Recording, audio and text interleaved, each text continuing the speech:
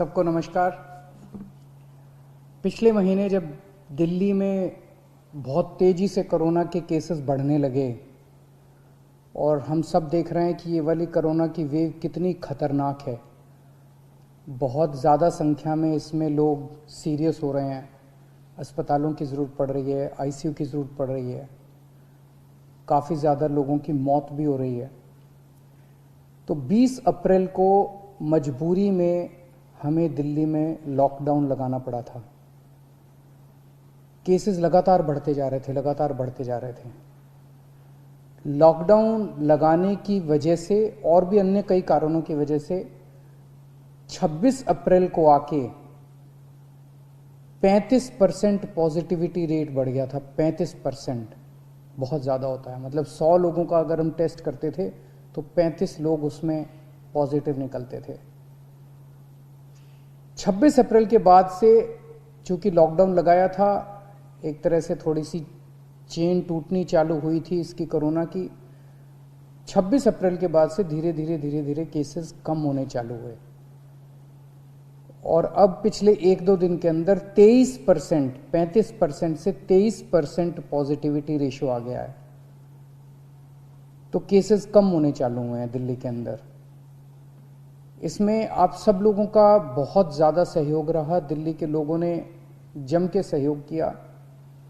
आप लोगों ने लॉकडाउन का पूरी तरह से पालन किया और ये हम सब लोगों की, अपने परिवार की ज़िंदगी और उनके स्वास्थ्य की बात है। हम कोई भी किसी पे एहसान नहीं करा, हम सब के अपने लोगों के स्वास्थ्य की और ज़िंदगी की बात है। इस लॉकडाउन के पीरियड को हमने संसाधन, हेल्थ इंफ्रास्ट्रक्चर को और मजबूत करने के लिए इस्तेमाल किया। कई जगह नए ऑक्सीजन बेड्स तैयार किए गए। सबसे बड़ी दिक्कत दिल्ली में ऑक्सीजन की आई है। नॉर्मल टाइम में जितनी ऑक्सीजन चाहिए होती है अस्पतालों में, उससे कई गुना ऑक्सीजन की जरूरत पड़ने लगी, क्योंकि अब जितने भी मरीज आते थे कोरोना में उन सबको ऑक्सीजन की जरूरत थी। तो कई गुना ऑक्सीजन की जरूरत अचानक पड़ने लगी। पिछले कुछ दिनों में केंद्र सरकार के साथ मिलके और हाई कोर्ट और सुप्रीम कोर्ट के आदेशों से, केंद्र सरकार के सहयोग से अब ऑक्सीजन की स्थिति दिल्ली के अंदर काफ़ी सुधरी है पिछले कुछ दिनों में। अब इस तरह की बातें सुनने को नहीं मिलती कि इस अस्पताल में 2 घंटे की ऑक्सीजन रह गई, उस अस्पताल में आधे घंटे की ऑक्सीजन रह गई, यहाँ पे किसी की ऑक्सीजन से मौत हो सकती है। अब इस तरह की बातें सुनने को नहीं मिल रही है। तो इस लॉकडाउन के पीरियड को हमने अपने सिस्टम को भी सुधारने में काफ़ी प्रयास किए। पिछले कुछ दिनों से वैक्सीन को भी बड़ी तेजी के साथ वैक्सीनेशन का कार्यक्रम शुरू किया गया है। आप में से जितने लोगों ने वैक्सीन लगवाया उन्होंने देखा होगा कि दिल्ली सरकार ने जो स्कूलों में इंतजाम किए हैं वो कितने शानदार इंतजाम किए हैं। सब लोग इसकी तारीफ कर रहे हैं, सब लोगों को अच्छा लग रहा है। हमारे युवा बढ़ चढ़ के वैक्सीन लगवा रहे हैं। यहाँ तक कि दिल्ली के आसपास के इलाकों से भी लोग दिल्ली में आके वैक्सीन लगवा रहे हैं। वैक्सीन के स्टॉक की कमी है, इसमें हमने केंद्र सरकार से सहयोग मांगा है।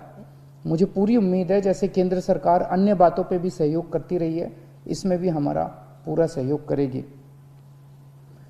पिछले कुछ दिनों में सब लोगों से मेरी बात हुई है, व्यापारियों से, महिलाओं से, युवाओं से, अलग अलग किस्म के लोगों से बात हुई है और सबका ये मानना है कि कोरोना के केस कम तो हुए हैं लेकिन अभी भी बहुत हैं।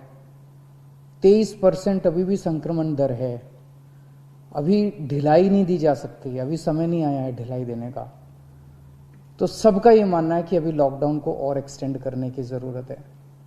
अभी और इस कड़ाई को अभी थोड़े दिन और बरकरार रखने की ज़रूरत है, नहीं तो अभी जो हमने हासिल किया वो भी ख़त्म हो जाएगा। और जैसा मैंने कहा कि ये इतना मुश्किल दौर है, ये वाली वेव इतनी ख़तरनाक है, इतने लोगों की मौत हो रही है, तो जान है तो जहान है। अगर ज़िंदगी बचेगी तो बाद में और बहुत कुछ कर लेंगे ज़िंदगी में। सबसे पहले इस टाइम ज़िंदगी बचाना है। तो इसीलिए सरकार ने आप सब लोगों के फीडबैक के आधार पे, आप सब लोगों की इसके आधार पे मजबूरीवश अभी 1 हफ्ते का लॉकडाउन और बढ़ाया जा रहा है। कल सुबह 5 बजे ये लॉकडाउन ख़त्म होना था, लेकिन अब ये अगले सोमवार को 5 बजे तक के, सुबह 5 बजे तक के लिए बढ़ाया जा रहा है और इस बार थोड़ा सा और सख्त किया जा रहा है। कल से दिल्ली के अंदर मेट्रो भी चलना बंद हो जाएंगी। हमारी कोशिश है कि जितना ज़्यादा इसको लॉकडाउन को सख्त किया जाएगा उतना तेज़ी से हम सब लोग कोरोना पे काबू पा पाएंगे। मेरी आप सबसे निवेदन है, जिस तरह से अभी तक आप लोगों ने सरकार का साथ दिया, जिस तरह से अभी तक आप लोगों ने पूरा लॉकडाउन का पालन किया, इसी तरह से आने वाले समय में भी आप सब लोग लॉकडाउन का पालन करेंगे। नमस्कार।